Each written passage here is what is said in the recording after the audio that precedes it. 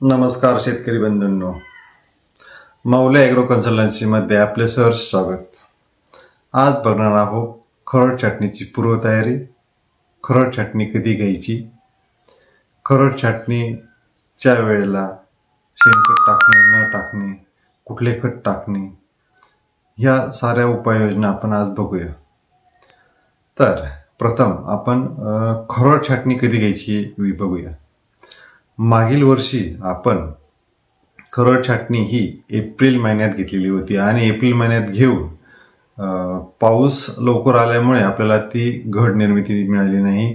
घड म्हणजे काडी तेवढी प्रमाण चांगली वंजली नाही, कार्बोहायड्रेट्स तयार झाले नाही, ऊन लागलं नाही काडीला, त्यामुळे कार्बोहायड्रेट्स न मिळाल्यामुळे झाडामध्ये तयार झाल्यामुळे आपल्याला द्राक्ष घड कमी मिळाले.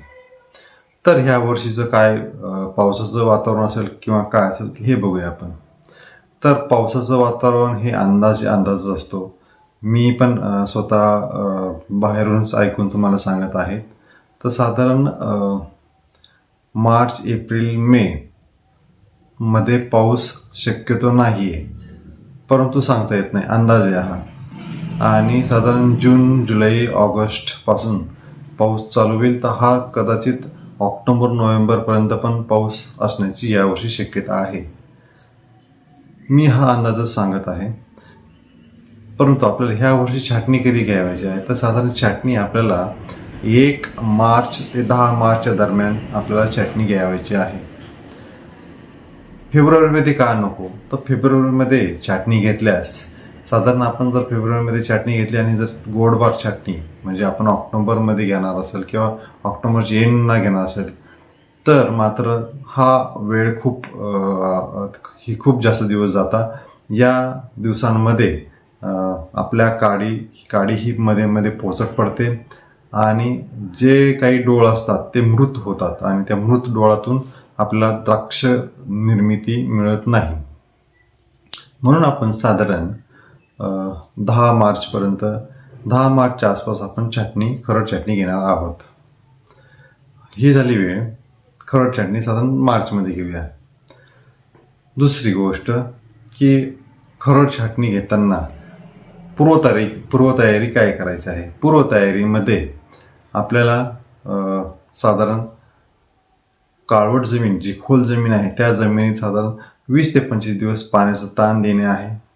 जी द्राक्षबाग आलेलीच नाही आहे मागच्या वर्षी, त्या द्राक्षबागेला आपण पाण्याचं ताण देऊ शकतो. आणि जी द्राक्षबाग आलेली आहे पण त्याला एवढं पान समजा जर आपण मार्चमध्ये छाटणी करणार असेल तर पाण्याचा ताण एवढा बसणार नाही आहे, ती ॲक्टिव्हच असणार आहे, त्याच्यामुळे तिचे एवढा विषय नाही. पण जी ऑलरेडी मागच्या वर्षी द्राक्षबाग आलेली नाही आहे आणि या वर्षी आपल्याला खरड छाटणी घ्यायची आहे, तिला मात्र त्या द्राक्षबागेला पाण्याचा ताण दिला गेला पाहिजे.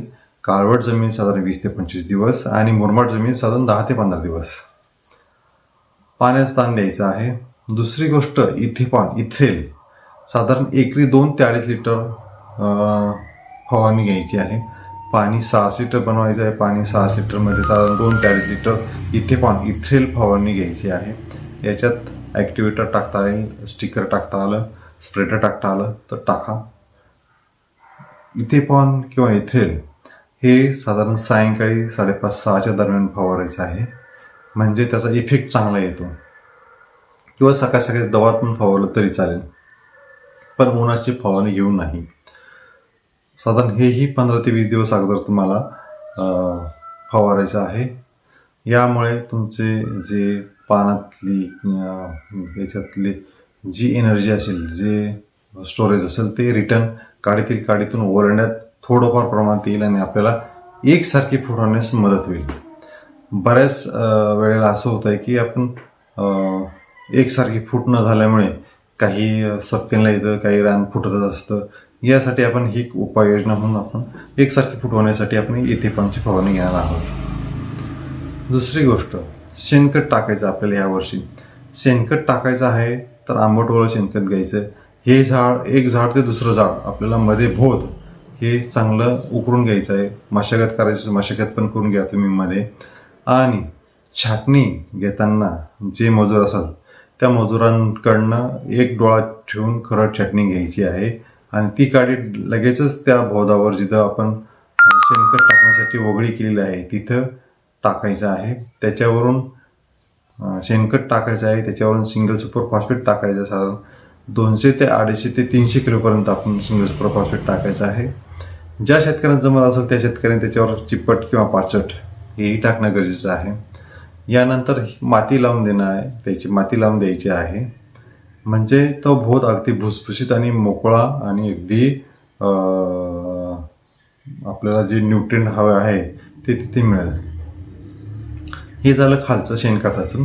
वरती खरड छाटणी झाल्यानंतर आपल्याला हायड्रोजन सायनामाइड फवारायचं आहे. एकरी 2 लिटर साधारण पाणी 100 ते 150 लिटर पाण्यात पण होतं.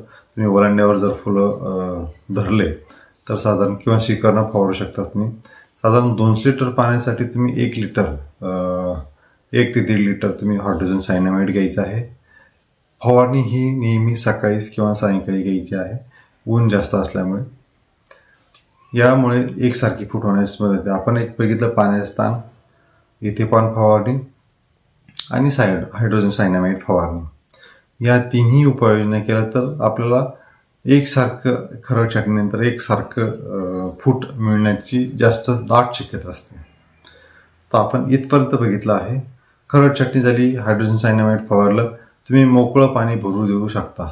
मोकळं पाण्याने ह्युमिडिटी मेंटेन होते आणि झाडाला, खालच्या झाडांच्या मुळांना चांगलं प्रकारे मॉइश्चर तयार होतं तिथे. हा पण एक तयारी म्हणून आहे खरड छाटणीची तयारी. पुढचा जो पार्ट आहे, भाग नंबर हा 1 झाला. भाग नंबर 2, भाग नंबर 3, भाग नंबर 4 असा आपण भाग तयार करूया. तर इथपर्यंत आपण आता खरड छाटणीविषयी माहिती घेतली. यापुढील आपण साधारण छाटणीनंतर ते सपकेनपर्यंत औषधं आणि खतांचं आपण नियोजन करणार आहोत. त्यापुढे मग जसं सपकेनंतर ते शेंडा टॉपिंगपर्यंत, शेंडा टॉपिंग ते तुमचं मग गोडबार छाटणीपर्यंतचे आपण असं 3-4 पार्टमध्ये आपण विभागणी करणार आहोत आणि माहिती घेणार आहोत. ज्या शेतकऱ्यांनी आपला हा मोबले ॲग्रो कन्सल्टन्सी चॅनल सबस्क्राईब केलं नसेल त्या शेतकऱ्यांनी सबस्क्राईब करा. म्हणजे मी जे काही नवीन व्हिडिओ बनवतो ते तुमच्यापर्यंत पोहोचेल. धन्यवाद.